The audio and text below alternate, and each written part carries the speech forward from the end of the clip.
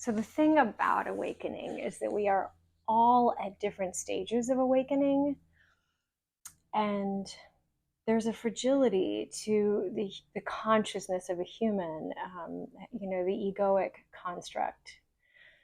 We talk about the ego a lot in healing spaces. We talk about it with a lot of misunderstanding. There's a lot of demonizing of the ego. There's a lot of dissolving, killing it. There's so much death of the ego. The ego is not ever going to go anywhere. So I think we have to start there. The ego is just who your brain tells you that you are. And it is your sense of identity and your sense of self. Now, if you had absolutely no identity and sense of self, you would not be able to exist as a human being. So you have to have a little bit of that. It's just that when you start to awaken, you realize that the constructed version of you, the egoic identity, the person you always believed yourself to be, it's a dawning on you gradually that, I don't know that that's actually who I am. I get the sense, because it's always felt ill-fitting, that it's a construct. Well, you can't be a demolition zone all the time. And there are definitely times in life where crisis comes in and just like blows the whole thing up. And you are not given the option not to awaken.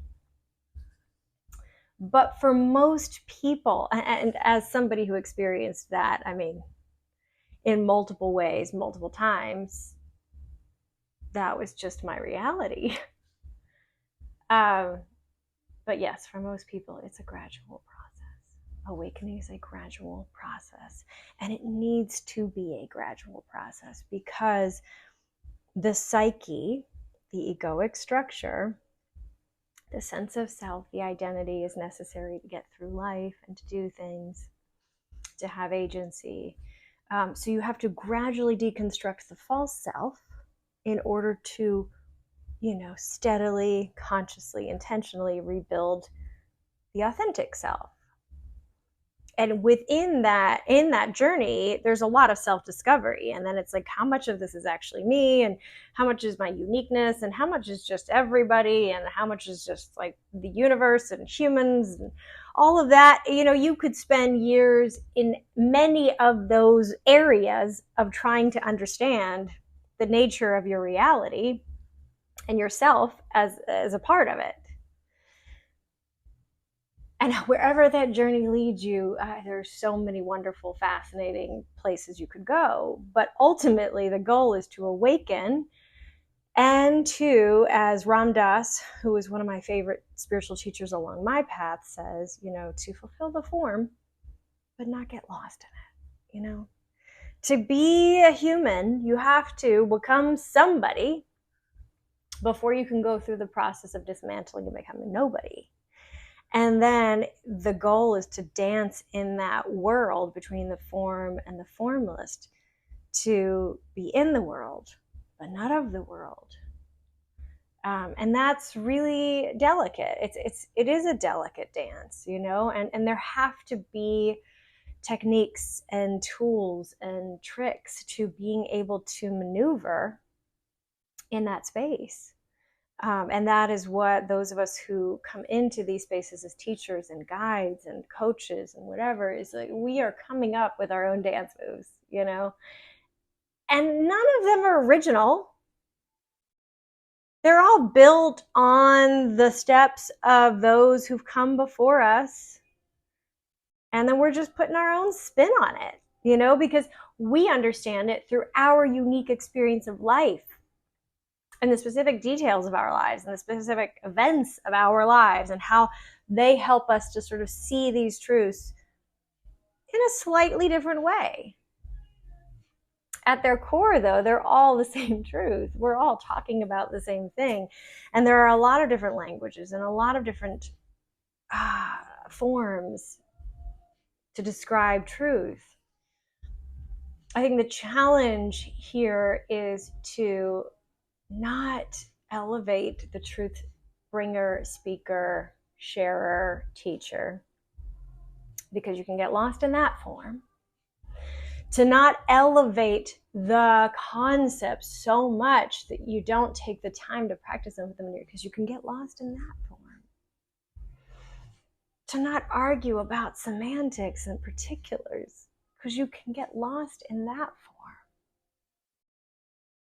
And you see that? To not get so caught up in your practices and your methods that help you get free that you get lost in that. So the goal is to stay awake, stay awake. Oh, yeah. And it's crazy because it feels like you have to wake yourself up over and over and over again. And whenever you do, you're like, yeah, I knew that already. Okay. Yeah, I'm reminding myself of something that I already knew. Interesting, and that is the goal of every good teacher, is to figure out how to walk you to that place within yourself so that it's really true, because truth really only matters when you discover it to be true in your own life. It is one thing to appreciate it as an intellectual and to understand it and to even marvel and wonder at its beauty. But you don't really fully understand truth until it becomes gnosis, where it's like a knowing, it's a thing, it's an experienced truth. And then there's a wisdom to it. You start to embody it. You start learning how to say less about it and live it more. And this is something I'm dancing with that part of my process all the time. To spend most of my time focused on who I want to be in the world and how I want to be in the relationships that are closest to me, where I do believe in my integrity matters most.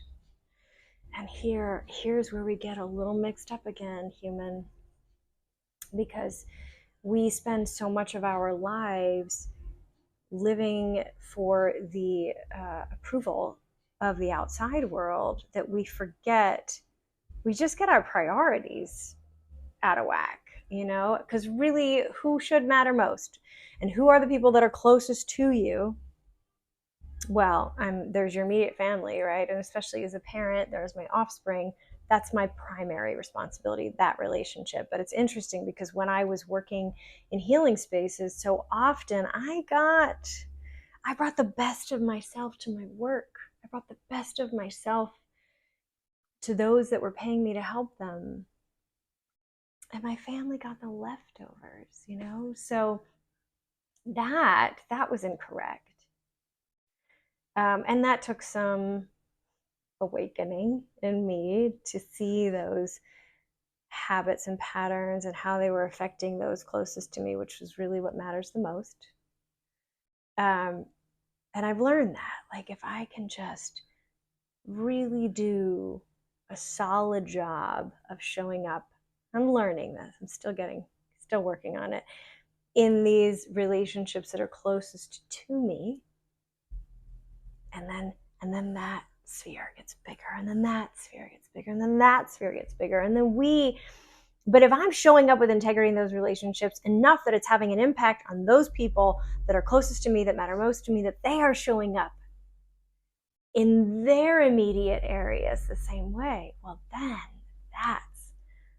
that's having an impact.